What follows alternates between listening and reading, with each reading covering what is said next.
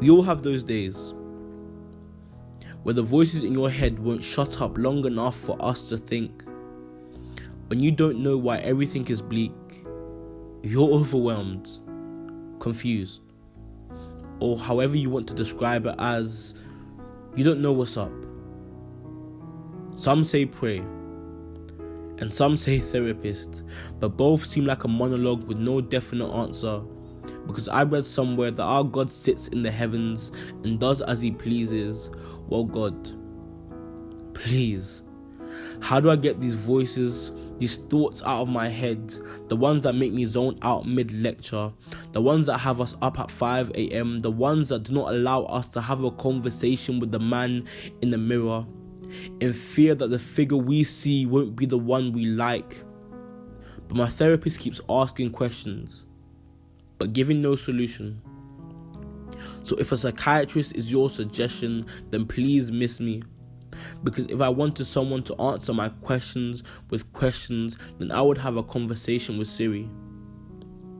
But what an odd predicament. So what do you do when you feel like you can't talk to the creator or the created?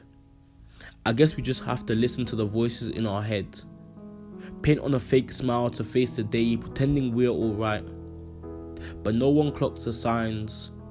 So what do we do?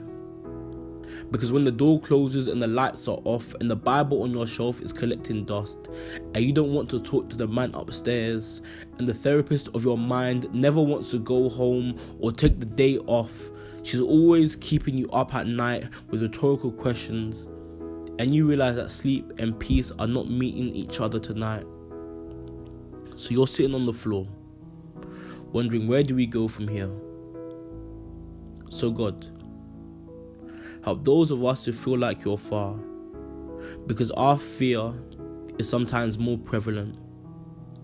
The lies we're told are getting louder than your voice. We know that you can calm the seas, so sorry if we keep screaming for you to wake up during the storm. We just can't find peace with all the waves crashing around us. God, help those of us who feel like they need to jump off the boat to stop all the noise.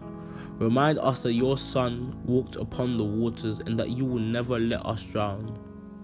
Give strength to those of us who feel like they cannot drink the cup that they have been given. Let them know that you have presented a whole table before them in the presence of their enemies, in the presence of their doubts, their fears, their thoughts. Let us know that you, oh God, will never forsake us or leave us. Because we're told from young that prayer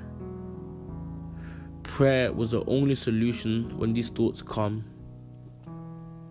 But now we're told that forget prayer and just speak.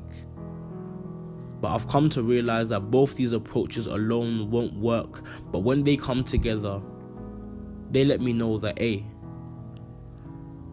our thoughts are not something that we should be demonized for, and B, that God's voice is greater than anything that I could never imagine.